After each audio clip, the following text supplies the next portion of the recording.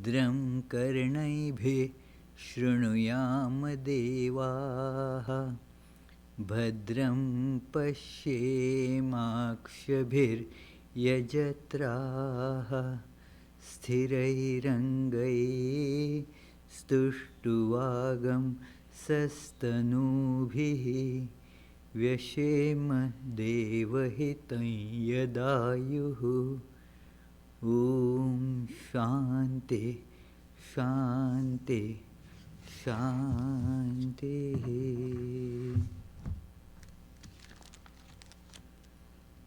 Let us now pray together.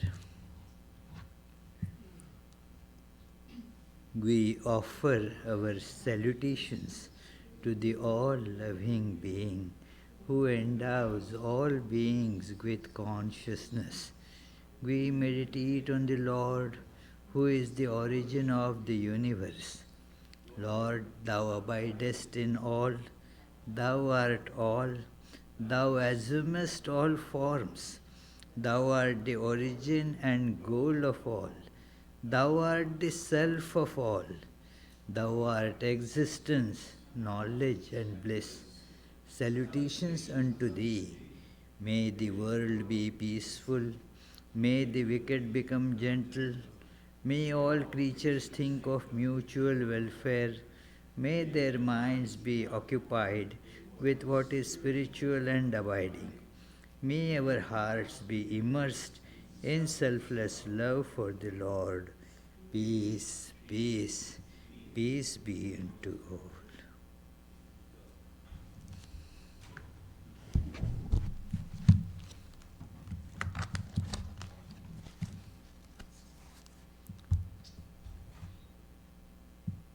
Let us close our eyes and feel our innermost self, our true unchanging nature.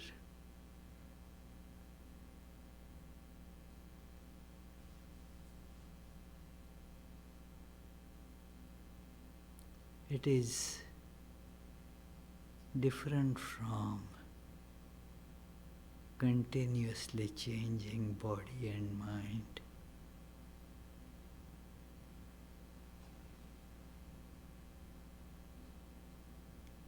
Let us feel it within our heart as a spark of light.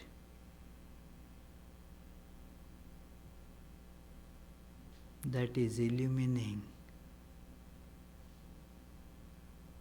our individuality, this sense of I.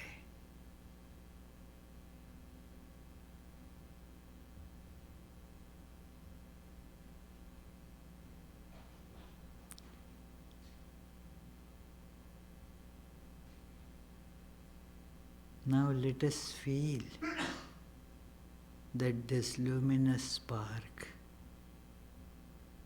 is getting intensified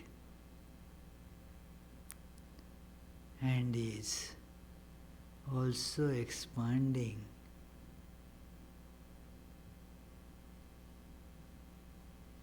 to fill the whole body.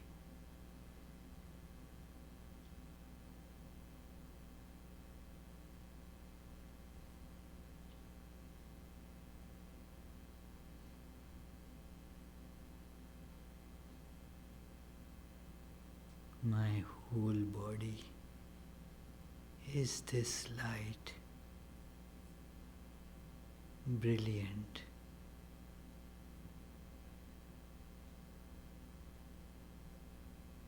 very intense and yet not scorching.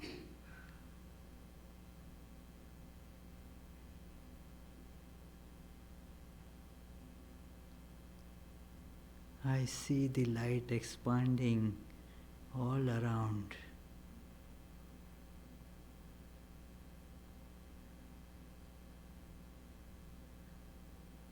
Everything around is enveloped in this same one light.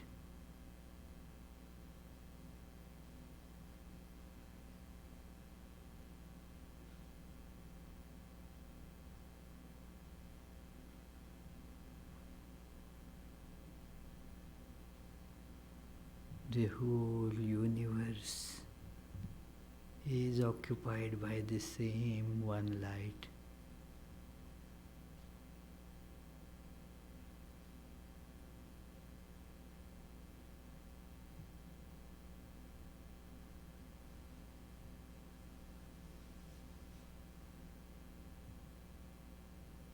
The same one self is everywhere. The distinction of inside and outside is gone. Mine and yours is gone.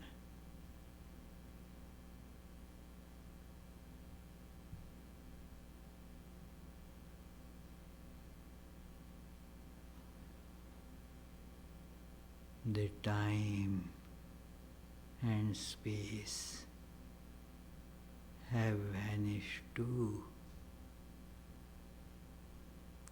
in this all-encompassing oneness.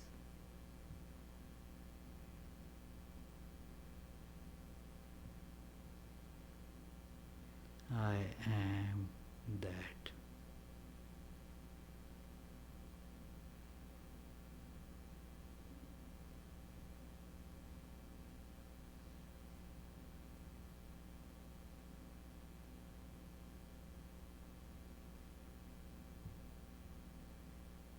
Om.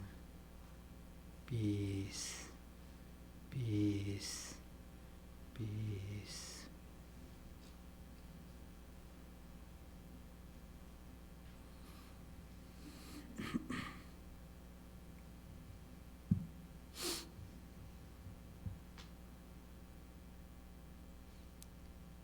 It is recognized by all scriptures and lives of sages, saints, that although we all want to attain the ultimate wisdom and realization of who truly we are, we all want to see, experience this truth that is promised by Vedanta, that the whole reality or universe is thou. You alone are everything, everywhere. The question was asked by a student that what is this all reality around? Where is this variety? What is it? How do I connect to it? How do I perceive it? And the reply given through stages of explanation was that, well, you are that, thou art that. A very famous statement from Chandogya Upanishad, thou art that. And it is certainly logically impossible to come at some other conclusion. When we try to find out who this I am, we are inevitably brought to this conclusion that the same one I is everywhere. Now this understanding is, of course, easy to logically come to, but when we see that my experience still remains caught in I and mine, I still consider myself to be this body, and then if certain things I consider as mine, some others I see as you, different from I, and so forth. So therefore we see that although the same I is pervading everywhere, if one doesn't want to call it I, one can invent or say some other name. But why this name self or I is used is because that is the reality that we cannot reject. Because to reject the I also there has to be some I. And that is the contradiction that had been pointed out by great philosopher Shankaracharya, that okay, if you say there is nothing like I, okay, that to say that also it is I is required.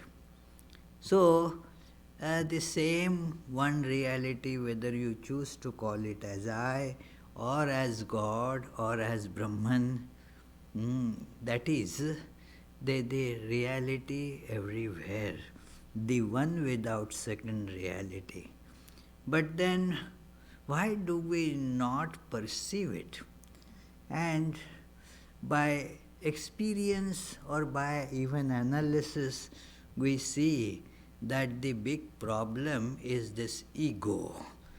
The ego is the I caught in the web of body and mind, and thus considers that I am this much, and then beyond that is the other thing, you. And that is how this ego becomes a big obstruction. It is, there is a saying in Urdu that it is, had there been no such limited I, then then really I was God. न होती खुदी तो मैं खुदा ही तो था. Khudi means this limited I-ness, khud, limited I. And then khuda means God.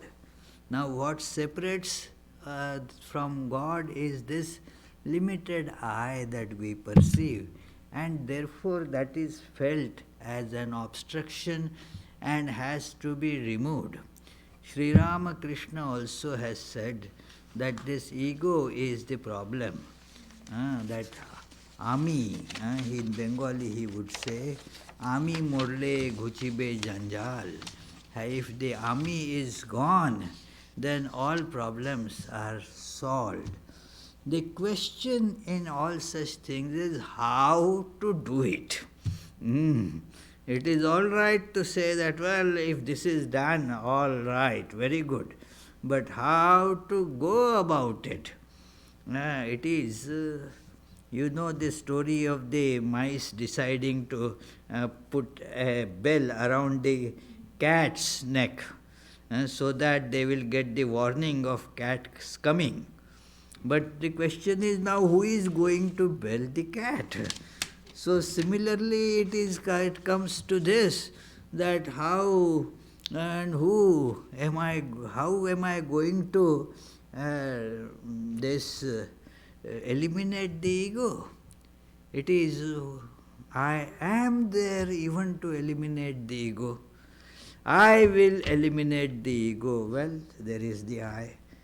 So now how to go about it? So many think it as a hopeless contradiction and no use further discussing it, and take it for granted this doesn't happen. It is one of those unsolvable problems.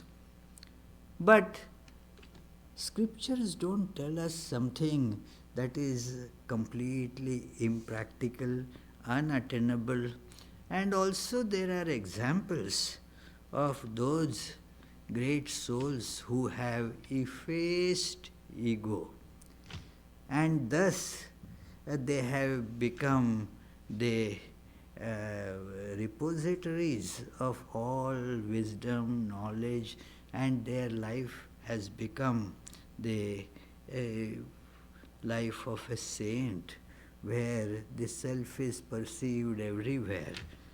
And this issue therefore is discussed in Bhagavad Gita and all other scriptures, that how this ego is to be eliminated.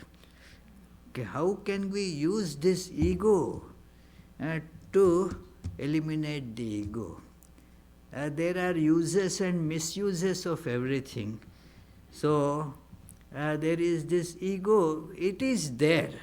I mean, it is not a matter of whether we should get the ego or we should not get the ego. It is a fact that we have to deal with. It is a big elephant in the room. So, ego is there. Now the question is how to handle it in the most profitable way, in the sense of, achieving the maximum or the highest knowledge and the highest bliss, or what you can call it, God realization. How to use ego to do that. So, there are many answers to this question. Actually, one answer, and that is changing the direction of the ego. One has to learn to change the direction where the ego gets tied. And that is how the ego should be taken up as an instrument. That ego is, when attached to something, it does work for it. If it is getting attached to something else, then it will do the work there. It is, therefore, to what do we attach our ego? So when it is attached to these temporary things, then we say, I am this body, and then aggrandizement of the body becomes the ideal, the goal, get more and more these enjoyable things for the body. And the problem is, the bondage gets intensified. There is the opposite way of doing it, that don't tie it with the body. Tie it with God. Let it function in that manner. Sri Ramakrishna used to call this ego that is unripe and ego that is ripe. It is ego that is ripe will liberate us. Ego that is unripe will keep us tied to this world more and more. One can see that I am body, I am son of so and so, these are my qualifications, this is I want in the world, I want to become a king, I want to conquer everything. The ego has actually, if you tie to like this, there is no limit that to what extent it can go. It is infinite. It is, but then it does not still find satisfaction. If you see that one starts daydreaming, daydreaming is a very common thing. In fact, there is it is done by every single one, has to do it. Even if, like ego, if one decides, I will stop daydreaming, means you will have a daydream that I have stopped daydreaming, that's all. But no, it doesn't happen. The daydreaming is, it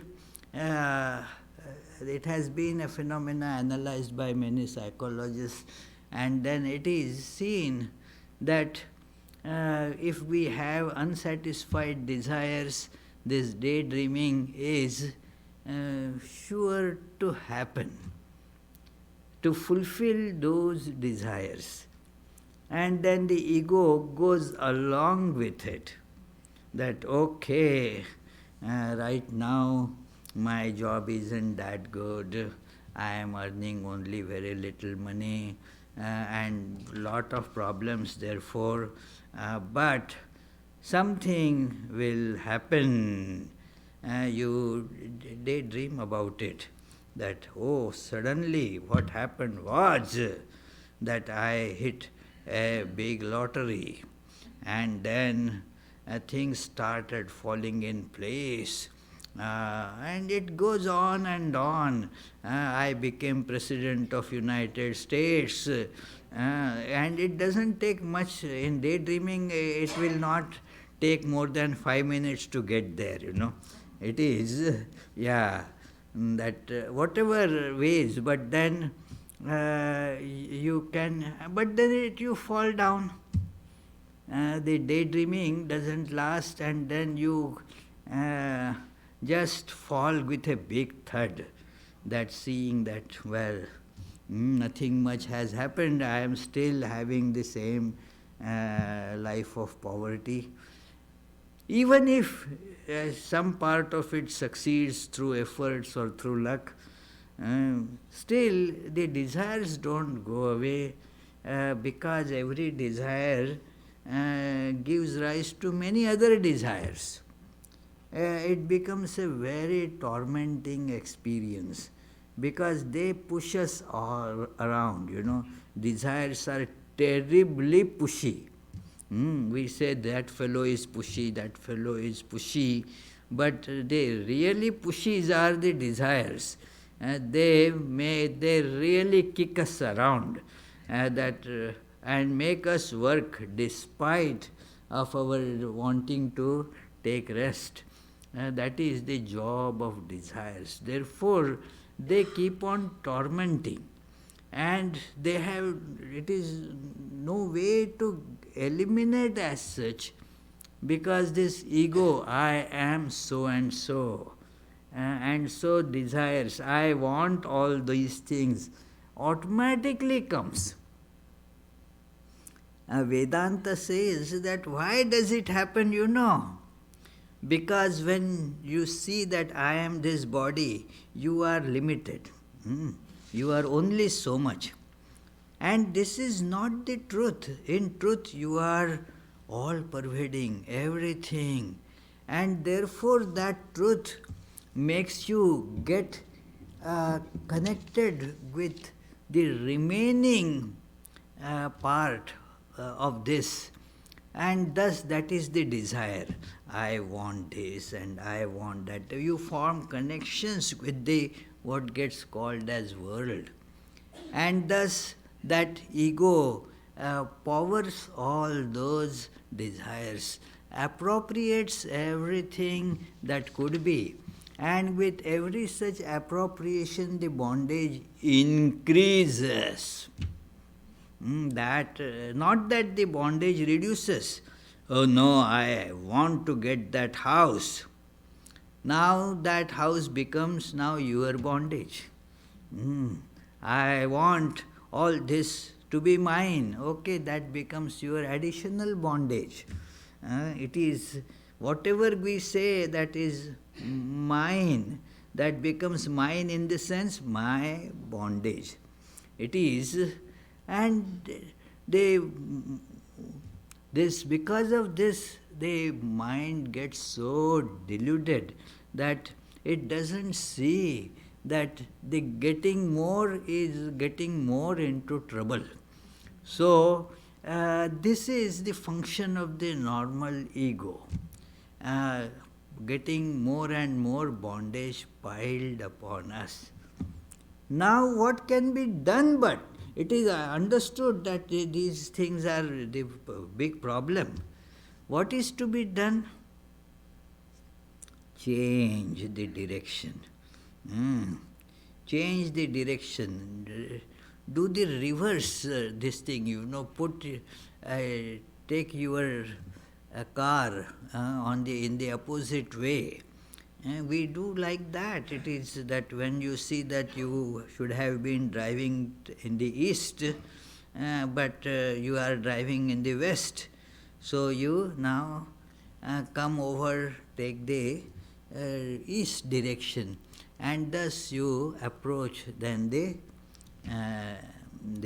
your destination.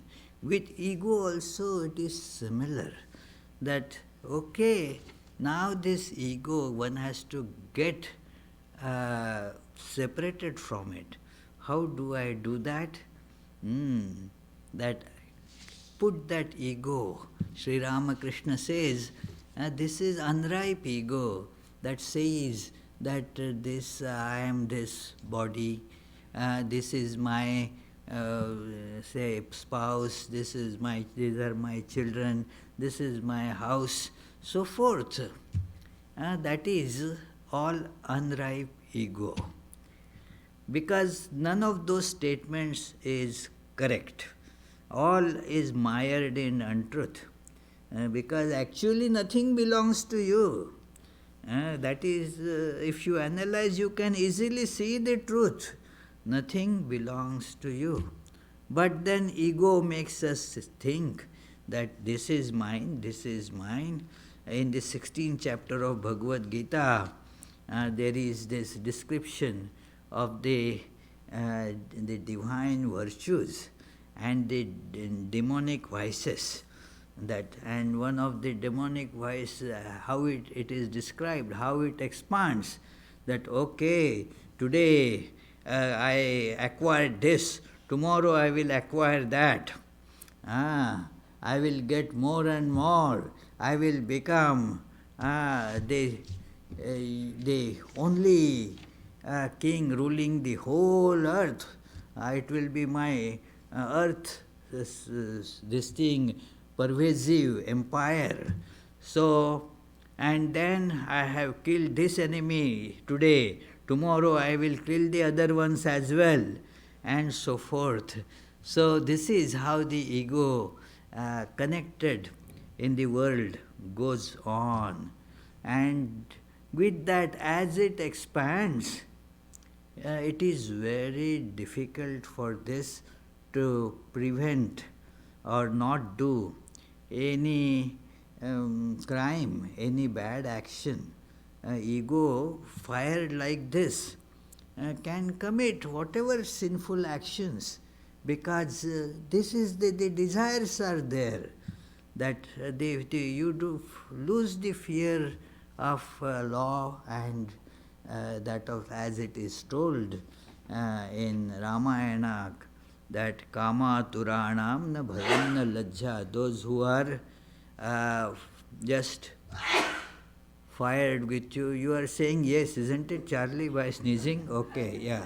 That yes, it's true. So, when the desires are like that, then to fulfill the desires, you can do anything. So, it is whatever crime it is, therefore they commit some crimes and then say, in love and war everything is fair, whatever that meaning of that statement is, but it is. But when you connect it to that which is true, real, it starts becoming what is called the ripe ego. Connect it to the truth, connect it to God, and instead of saying, as Sri Ramakrishna advised, that, no, I have taken now the mantra from Guru, I am reciting the name of Kali, how can there be sin in me? So, now that ego is now tied to something that is divine. Do you see the difference? This is something that we should do. Untie it from the world and tie it to God. And then the ego will work in that direction. Like you turn your car, instead of going in the wrong direction, you go in the right direction. So exactly like that, it is in a way very simple to understand. If you tie it, this ego, with that which is real, God is real. And so tied with that I belong to God. Everything that I call mine belongs to God. Now this is the beginning of, that getting release from the bondage using ego. This is the right use of ego. Make it ripe. And thus aspire for the right things, the things which will ultimately bring liberation to us rather than piling more bondage on us. So this is how Sri Ramakrishna has told that, look, use this. And thus ego, it cannot be given up. He used to say that whatever you do, the ego doesn't go. It remains always, because in the efforts to eliminate ego, also there is ego. There is that story that there was a very well-known that what are those people called? Exorcists, that who remove the ghost from the people possessed of them. Exorcists. So one very well-known exorcist was called that, hey, this boy has been possessed by a ghost. He said, no problem, I will take it out. I have, been successfully taken out worse ghosts than this one, and no problem. And then he used to have those mustard seeds, but he found that he doesn't have those mustard seeds right now with him. So he asked the household, please give me some mustard seeds. And the mustard seeds were brought. And then he used to recite some mantras, some sacred formula with that and sprinkle on that. But the ghost wasn't leaving. He tried several times and really became very frustrated that the ghost is still not leaving after many attempts. And then he figured out, let me test these mustard seeds. The problem was there. Those mustard seeds themselves were possessed by the ghost. So therefore those mustard seeds wouldn't be able to take that ghost away. We had once long ago when the virus in the computer had to be taken out, and this is a story of some 1991 or 92. And so an engineer came, he said he has on his CD this virus remover, and this will function very well. Like that exorcist, he also was taking out this ghost in the computer. So he said, this should work. But not only it didn't work, the computer became more infected. And it was discovered that the disk that he was using, that had another virus also. So, in addition to dealing with one virus, now our computer had to deal with two. So, it is the ego can go if it is really used in that fashion. Our ego, I will remove all my ego, then there is the virus right there, How can you get rid of it?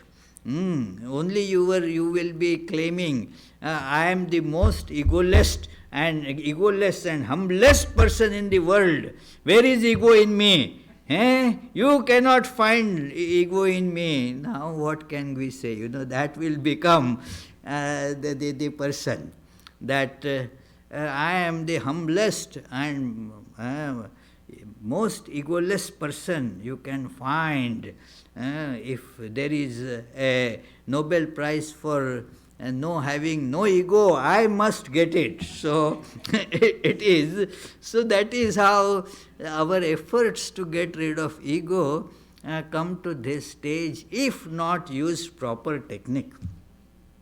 And the proper technique is using ego to get rid of ego. It is connect that ego to God. And that is the easiest way that most can follow. That say, like one person was, that, well, no, I am a Christian. I cannot utter such words. I cannot do these things. So, this is how that person was connecting to God. I met many who said, well, no, I have this mala, I have taken this mantra, and so, no, I always meditate, that is how my life is. So now that ego is connected with what? Instead of say, I am this body, these are my parents, you now connect to God. That God is my everything. God is my governor, controller. And that is, you are just affirming or accepting the truth by saying that.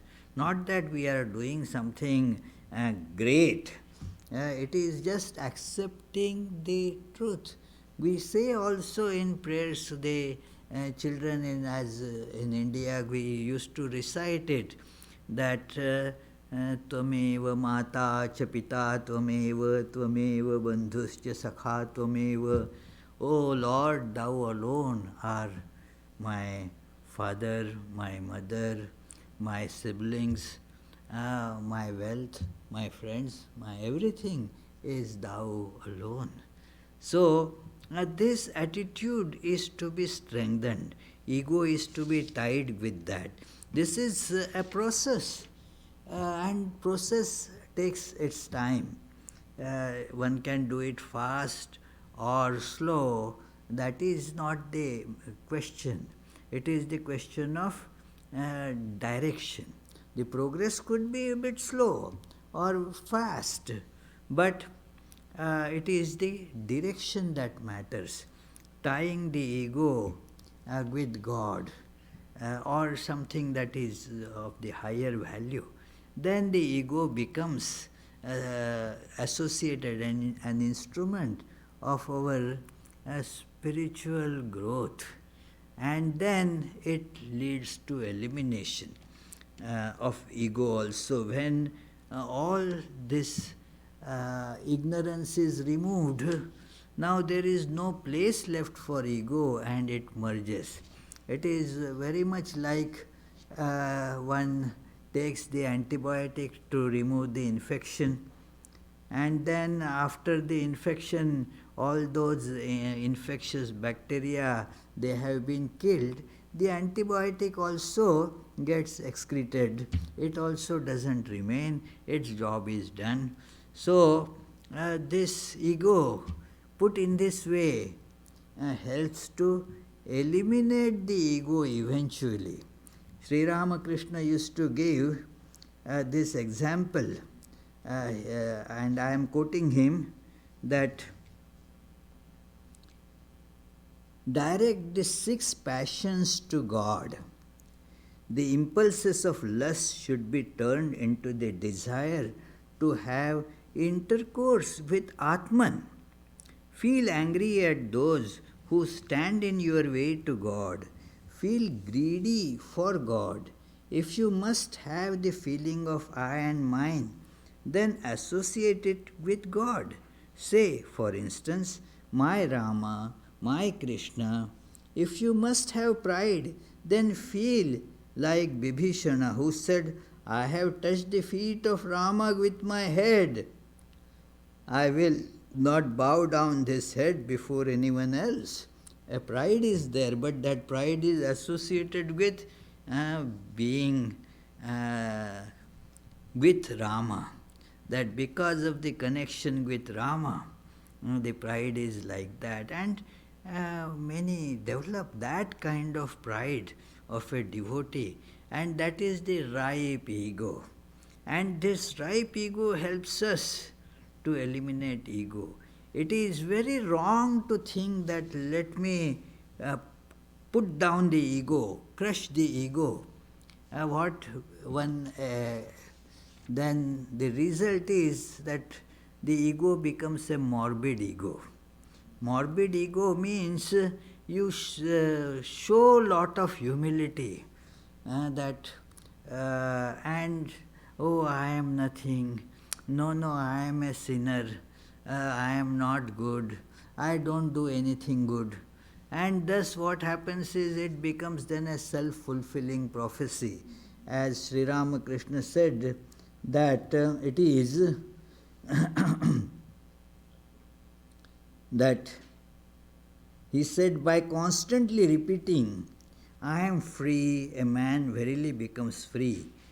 On the other hand, by constantly repeating, I am bound, that person certainly becomes bound to worldliness. The fool who says, I am a sinner, verily drowns himself in worldliness. It doesn't help, to forcibly put this ego down by showing humility.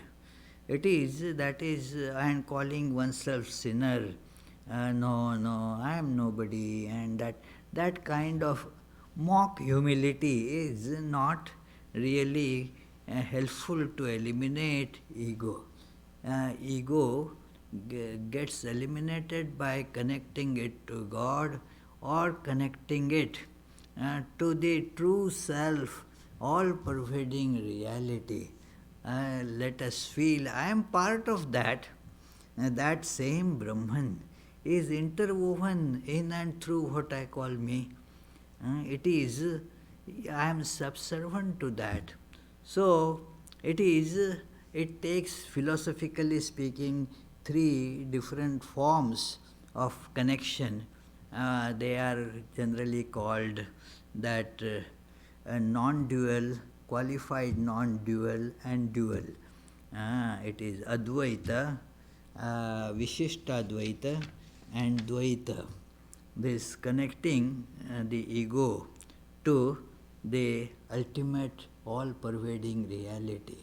One way which is most commonly suited to people because most of us take this world as real and cause and effect as real.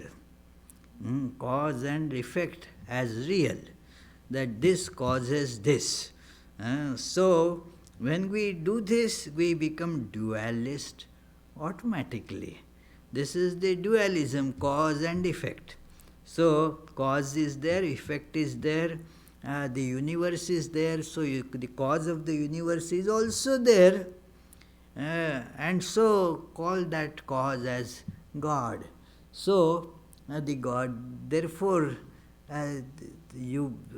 when ego is connected with that attitude, it is a dualistic attitude that you are then a servant of God. God controls you. What at most you can do is to be servant to God, and thus you become close to God. And their idea of liberation is also accordingly very nice, that you become a close beloved of God, being a servant constantly doing the bidding of God, and thus you come very close to God. So that is how they call it.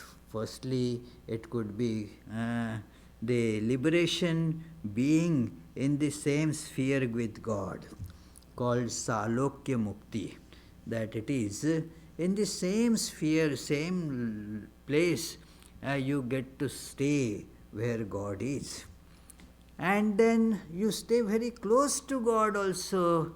It is Samipya Mukti, that it is you are close to God, and that is a great thing, you see. It is you are close to God. So that is one way, one attitude. The second is called that qualified non-dualism. You see the non-dual, everything is, the same one reality, but we are part of that one. That one without second, yeah. But we are just connected with it, we are part of it. It is based on human psychology of trying to see the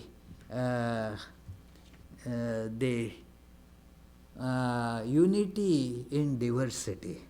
That is a very catchphrase, that to see unity in diversity. There is this diversity, but then God is the unity in all of those. So this is how you can develop relation with God, that yes, I am part of God. I am connected to God. I am really, actually, I am not separate from God at all, but as a part connected to the whole. Like if you say, pull my hand, the hand is the part of the whole body, so I will get pulled with the hand, and I will say also, why are you pulling me? Because my hand and me, they are not separable. So the part and the whole are not separable. So you are joined with that attitude with God. I am part and parcel of God. This reality, I am pervaded with that. And yet there is that separateness felt, like hand is, part of the body, no doubt part of me, but yet, if needed, can be amputated, can be separated. In perception, it is separate. So, yet there is some separation, some difference. So, this is also an attitude that one can develop. And also, there is the attitude of being one. Where is this I? It doesn't exist at all. The focus is on just the perception of all pervading oneness. It is, they do not call it oneness because one is a number. So therefore they say non-dual. It is, there is, God is not caught even in enumeration. It is all pervasive, and so that is called non-dual Advaita relation with God. So ego can be transformed using all these different means depending on what idea we have about it. Everybody is different in that matter. And so therefore any of these that is suitable to us, we should take. There is no question of imitation of others, because other person may have something that is suitable for that person, not that I will have to have the same attitude. It is, and we see it in the lives of the disciples of Sri Ramakrishna. One was Swami Brahmananda, another Swami Vivekananda. Both had gone earlier, before coming to Sri Ramakrishna, to the Brahma Samaj, and both have taken oath to, according to their philosophy, that God is not in any image, and so I will not bow down to any image. Now they started coming to Sri Ramakrishna, and then the attitudes of Rakhal, the Swami Brahmananda of future, Rakhal's attitude started changing. He followed Sri Ramakrishna when Sri Ramakrishna went to prostrate before the Divine Mother. This young man also prostrated, and Vivekananda was watching. Hey fellow, he took the oath that I will not prostrate before any image. What are you doing, hey? He started scolding Rakhal, with the choicest words. And Vivekananda, it was very difficult to withstand all that onslaught. So Rakhal could not reply. What he did it change his behavior?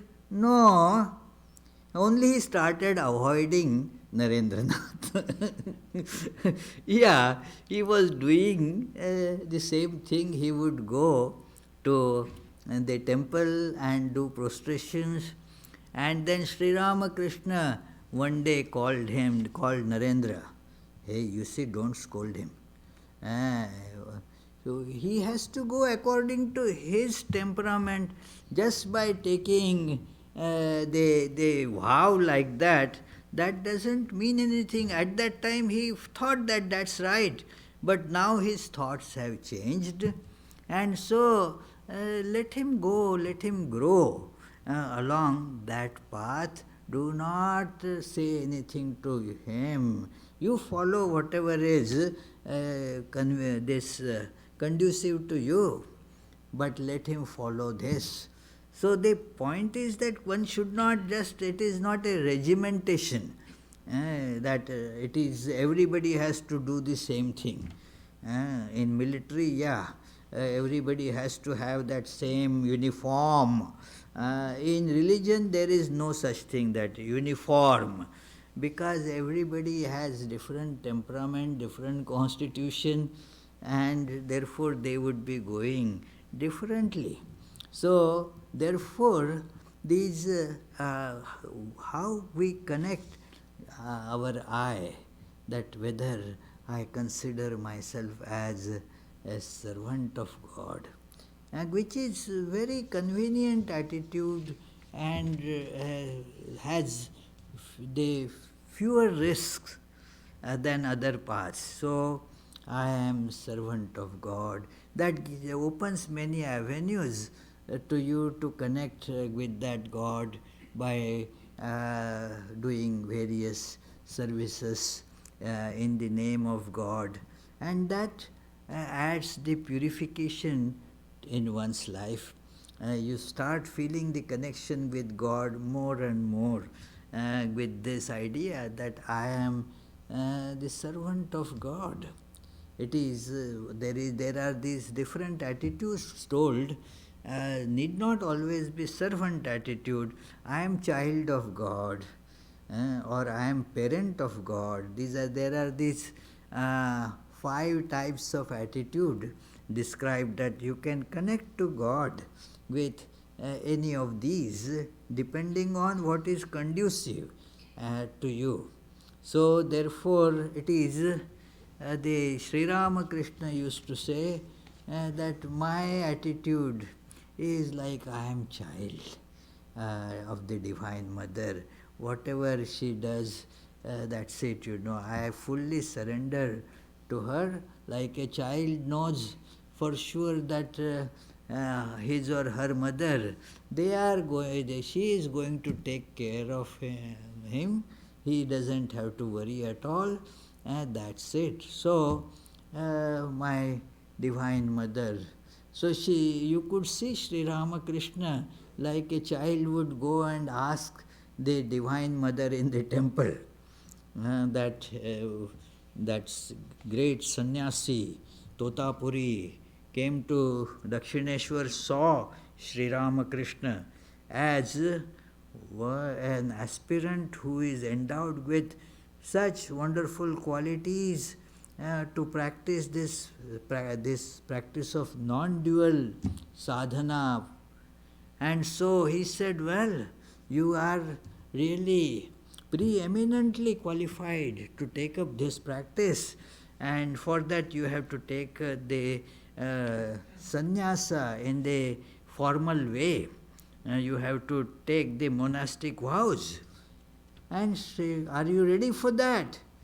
Sri Ramakrishna said, I don't know about it. My mother knows everything. Let me go and ask my mother. And then he saw Sri Ramakrishna he thought that, okay, go and ask mother. He thought that Sri Ramakrishna will go and ask his mother staying there. But he saw Sri Ramakrishna entering in the temple and came out from the temple, said, my mother told that yes, I should do that, and it is for me that she has brought you here. So that is how Sri Ramakrishna's attitude was in everything, that I don't know. So therefore this ego is to be turned now tied to God. I am child of God. I am servant of God. And that is true. It is, you are just, as I mentioned earlier, just accepting and affirming the truth instead of again and again repeating the lies. It is lies in the sense, yeah, this is my house. It's a lie. It is for the general social arrangements, it's okay. But is it your house? Does it belong to you? No, it doesn't belong really to you. Everybody, those cockroaches living in the house, they also affirm, my house, It is, I was talking in Connecticut today, and then one doctor there said, well, there are billions of bacteria in the body. It is their house. Why do you call this body as mine? It is their body. They control all the functions. And so and even if you die, those little ones are still alive there. So it is their house, not your house. So it is a lie to say that this is mine. So why repeat it? By repeating the lies, it is a misappropriation. Somebody's property, if I say it's mine, then it is theft. I get imprisoned for that. So that is how we get bound here, saying that this is my son, my daughter, my child, my so-and-so, means, everything belongs to God. Who are you to say mine, eh?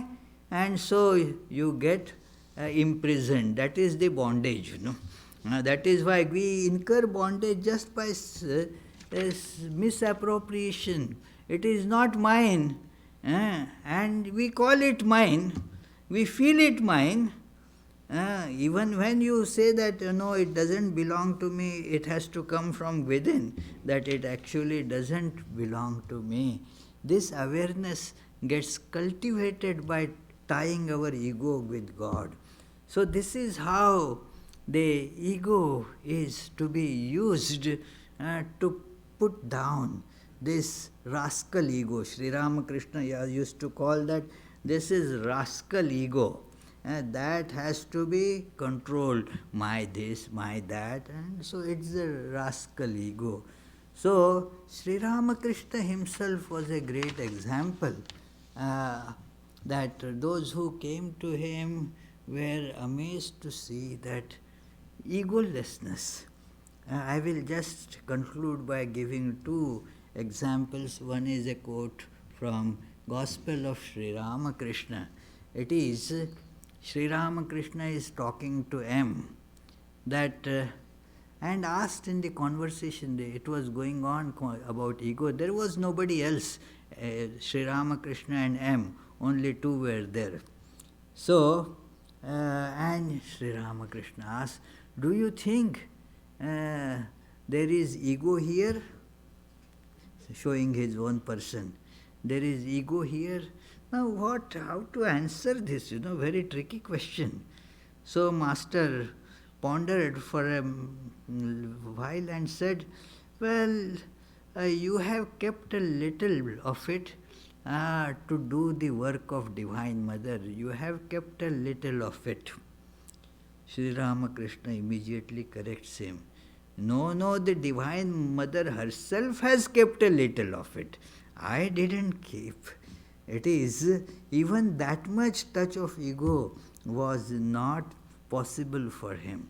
The second example is that when he was suffering from terrible cancer, and then on kind of, he could not eat anything, the body was emaciated, how long would he survive, there was a question mark. So one scholar of the scriptures, Tarka Chudamani, that he came and then said, well, these yogis of your stature can just concentrate on the disease and the disease will vanish. Why don't you do that? Sri Ramakrishna laughed and said, you, after reading so much scriptures and all that, you are saying, how can it be that the mind that has been now given to God, can it come again on this heap of filth and bones and blood? See, don't talk like that. But Narendranath heard this. He came to Sri Ramakrishna. Hey, you have to do this, sir. For our sake you have to do this. We want you. And so for our sake you have to practice this. Sri Ramakrishna said, I don't know anything. Divine Mother knows. The Mother knows everything. Then go and pray to Mother. And Narendranath's persuasive capabilities were tremendous. So finally he made Sri Ramakrishna to go and ask for Divine Mother for this thing. And then afterwards he saw Sri Ramakrishna was kind of sad looking, and Narendranath asked, hey, did you ask Divine Mother about it? Yes. And what did she say? What did you ask?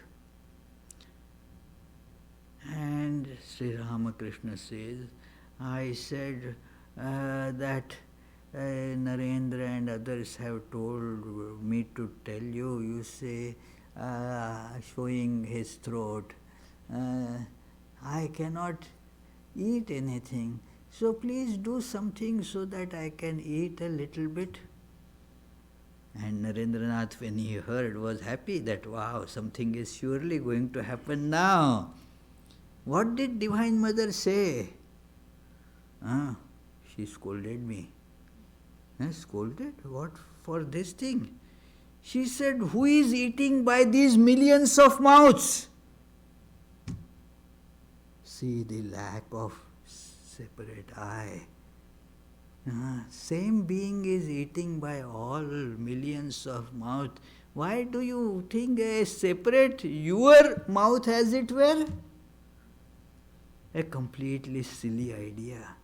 So this is, see, the complete lack of egolessness. So we see, if we practice this use of ego in the right way, tying it to divine or the self, gradually these things will change, our life will change to get the actual things that we value in life, like happiness. It will come to our life, freedom will come to our life, peace will come to our life.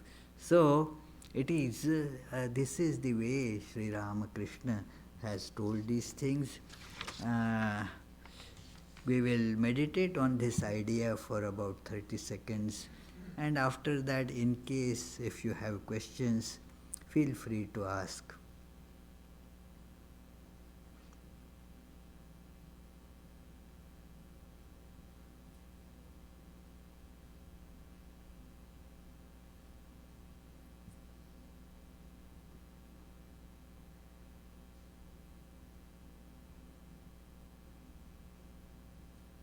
Yes, please. Oh, Charlie, you have a question, okay. 2 questions, my goodness.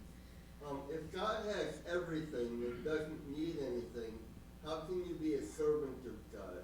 Ah, that's a good question. Yeah. You can be servant of God because in this relationship of you and God, God needs now to liberate you. Mm. And therefore God tells you, do this and do that, like you have been given this work by God, that oh, you make the synopsis of the lectures. So that is, although God has no desires, still God gives you through this connection, God gives you different things, so you can become a servant of God. God has no desires, but God sees your desires, and then to fulfill that desire, He manages you in that way. It is many times in a place that there is not much work, but there are the workers now what to do. So the owner has to dig out some work to give them. So there is no desire as such, but to make these workers do something and feel that yeah, they have realized, they have done something to earn their wages. So some work has been is dug out to give to them.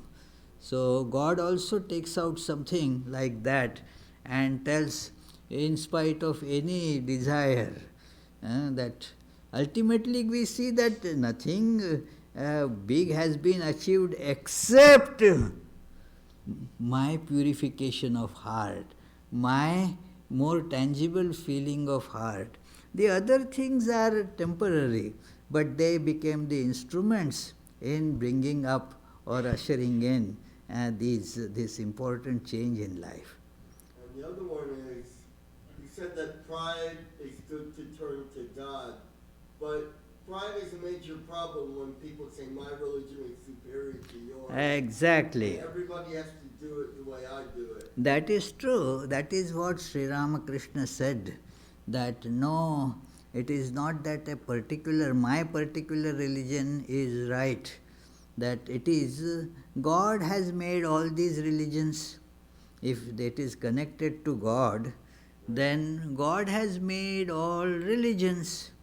And so therefore all religions, they reflect the glory of God, and so many souls have been brought to liberation by practicing that faith.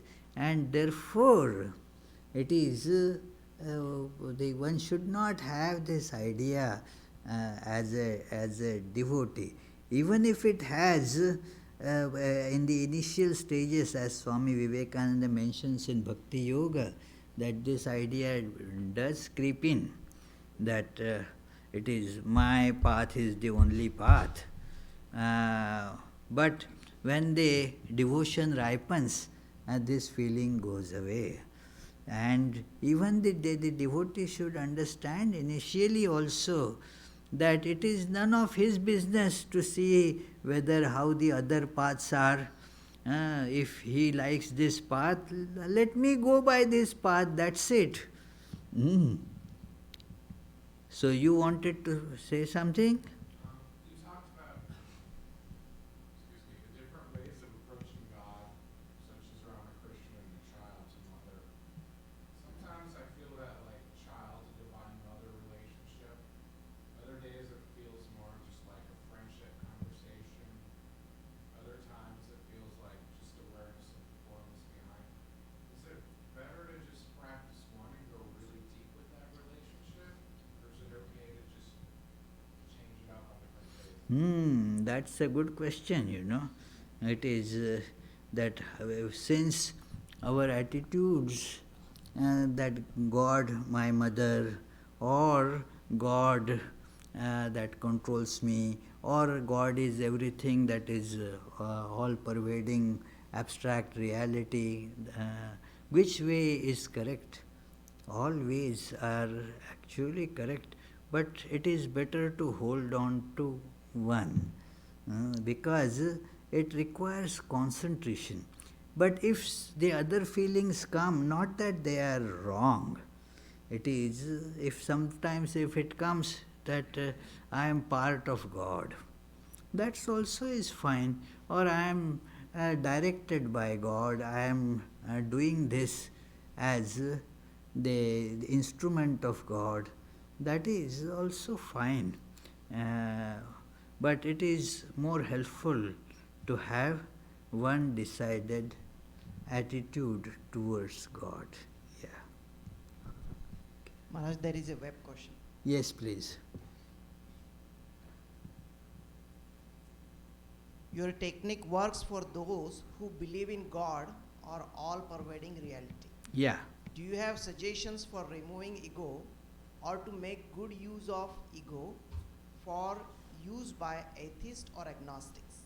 Oh, well, atheists and agnostics also, if they can use this as a technique, even though they don't believe in God. Okay, I don't believe in God, but the God, if that God doesn't exist, the idea of God can be helpful to me, so why not make use of it? That is one way of looking at it, that the God does not exist. Okay, maybe God does not exist, but the idea of God does exist, and so you can think of that as connecting to that idea. That is one way. Secondly, just try to, going in a more abstract manner, try to find where is this ego? And then an atheist will see that it is all pervading. You cannot pinpoint the locus of the ego, where it is. And thus, when you try to catch it, it will disappear. And so you will see that it needs, when it appears, it is when you try to look for it in that way, it disappears. You cannot hold to it. So now you are stuck with it because you cannot find it. So now it is up to us to find out what is the best way that we can eliminate it. One can attach it to truth. Even if, say, you are an atheist, and nobody can say that the truth, I don't believe in truth, because then that is, you are not believing in yourself either. The truth has to be accepted, and so connect to truth instead of that, okay, I will be always truthful. That is a good way, to see that always I will adhere by truth. That is a good way for those who do not want to accept any other thing. And then gradually that adherence to truth will bring them to understanding that there are so many ways of manifestation of that same one truth. But this could be a nice idea for them, that let me attach this ego to truth. I who am truthful. I may not be a devotee, but I who am truthful. So now I am not slave of the world. It may profit me or not profit me, but I will be truthful. This is a way of approach for the atheist. So I think that should be the answer to this question. So we shall now have the arati. Oh no, Vishwanath has to do the offertory. Okay, and then I will, while that is going on, I will read the programs for the upcoming week. Next Sunday we have a day-long celebration of the birth anniversary of Sri Ramakrishna. The actual birthday is later, that is on 25th, but we shall, because of Sunday, we will be having this celebration on February 23rd. So it is a day-long celebration. You can come for all programs or come for as long as many as you can. So the Tuesday and Friday classes at 7:30 p.m. will go on as usual. Also the morning, evening meditations will go on as usual. You are welcome to join all these programs. Now there will be Arati. Closing prayer. Closing prayer, yeah. So we shall now have the closing prayer, then Arati, and then you are all invited to join the soup supper. Good. May the Divine, who is Father in heaven of the Christians, Holy One of the Jewish faith, Allah of the Muslims, Buddha of the Buddhists, Tao of the Taoists, Great Spirit of the Native Americans, Ahur Mazda of the Zoroastrians, and Brahman of the Hindus, lead us from the unreal to the real, from darkness to light, from death to immortality. May the all-loving being manifest himself unto us and grant us abiding understanding and all-consuming divine love. Peace, peace, peace be unto all.